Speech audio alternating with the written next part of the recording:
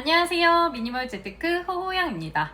오늘은 제가 부자 되는 사소한 습관 3탄을 준비해 왔는데요. 오늘 주제는 바로 제가 소비 충동을 이기는 방법입니다.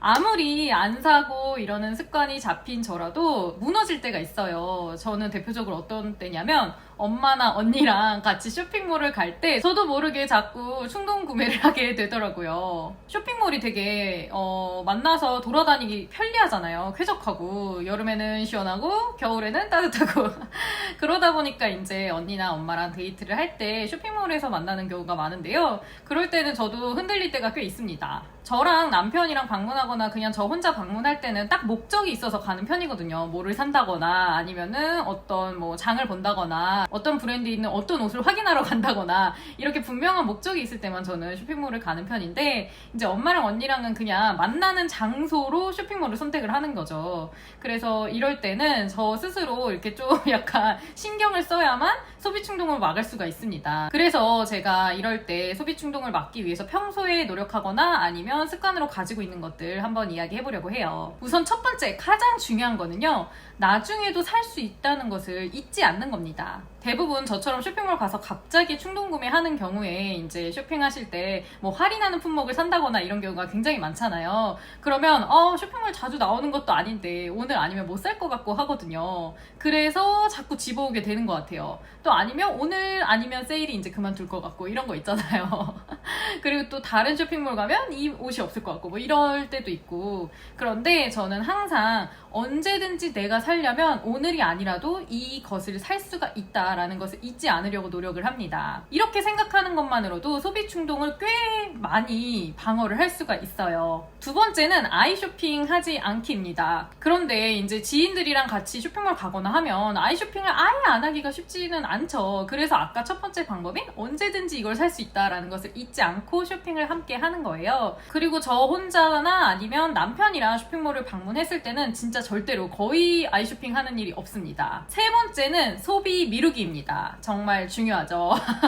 만약에 지인들이랑 이제 쇼핑몰에 방문을 해서 아이 쇼핑을 하게 됐다라고 하더라도, 또 그래서 그 안에서 마음에 드는 물건을 발견했다라고 하더라도 저는 무조건 그냥 이 물건은 일주일 뒤에 다시 와서 사지 뭐 이런 식으로 내려놓고 보는 편입니다. 아까 1번이랑 비슷한 거예요. 언제든지 살 수 있는 거니까 굳이 지금 사지 않겠다. 그래서 일주일 뒤에 사도 돼, 이렇게 생각을 하는 거죠.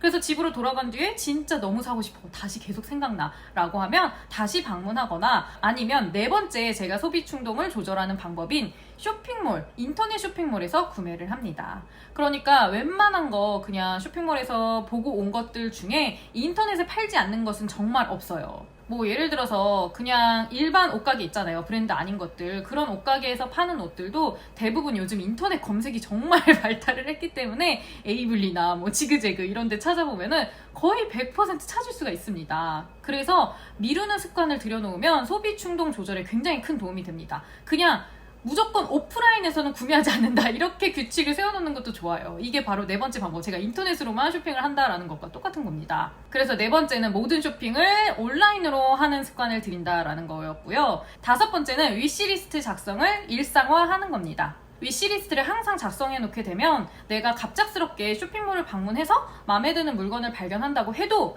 내 위시리스트에 없었던 물건이면 관심 두지 않게 되더라고요. 그래서 항상 위시리스트를 적어두시는 게 좋아요. 그리고 위시리스트 적을 때는 우선순위를 정해두는 게 좋습니다. 뭐 가지고 싶은 게 20개다 라고 하면 한 달에 20개를 다 살 수는 없잖아요. 그러니까 그 20개 중에서 내가 요번 달에는 이거는 꼭 사야 돼 하는 것들을 따로 또 표시를 해놓는 거예요. 그리고 내가 쇼핑몰을 방문했을 때 그 표시한 것 중에 가격이 괜찮은 게 있다라고 하면 구매를 하면 되고, 이 표시한 거 이외에 다른 것들을 발견했다라고 하면은 내가 표시한 것들을 구매하기 위해서 지금 이것들을 구매해선 안 된다라는 걸 인식하게 되겠죠. 그래서 위시리스트는 꼭 작성하는 게 좋습니다. 저 같은 경우는 위시리스트를 식비랑 그리고 그 외 쇼핑을 따로 작성을 하는데요. 식비 같은 경우는 냉장고 지도에다가 그냥 한 번에, 그러니까 냉장고 지도라는 게 뭐 대단한 거 아니고 그냥 제가 냉장고 앞에다가 이 냉장고 안에 뭐가 들었는지 적어 놓거든요. 그 적어 놓은 거에다가 부족한 식재료가 있다라고 하면 그 밑에다가 그냥 필요한 것들을 적어놔요. 그리고 장 보러 갈 때 사진 찍어서 가거나 하면은 도움이 되거든요. 그렇게 해서 관리를 하고 있고, 쇼핑 위시리스트 같은 경우는 다이어리에 적어 놓는 편입니다. 쇼핑 쇼핑 충동을 막는 6번째 방법은요, 쇼핑 앱을 모두 다 정리하는 겁니다. 우리가 인터넷으로 언제 충동 구매를 많이 하는지 아세요?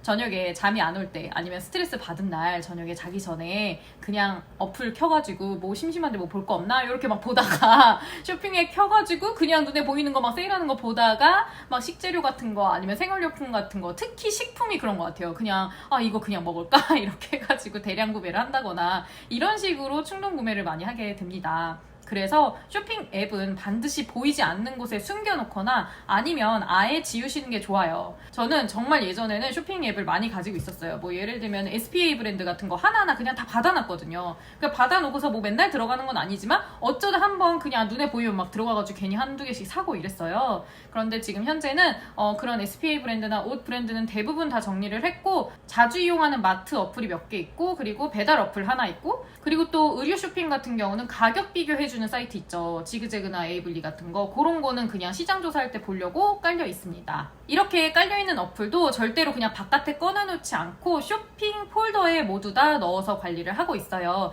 이렇게 한 번이라도 터치하고 들어가게 해놓으면은 눈에 그렇게 크게 띄지 않기 때문에 쇼핑 충동을 막는 데 도움이 됩니다. 항상 그러니까 쇼핑을 막으려면 쇼핑을 하기 불편한 환경을 만들어 둬야 돼요. 계속 머리를 써야 돼요. 어떻게 하면 쇼핑을 불편하게 할 것인가.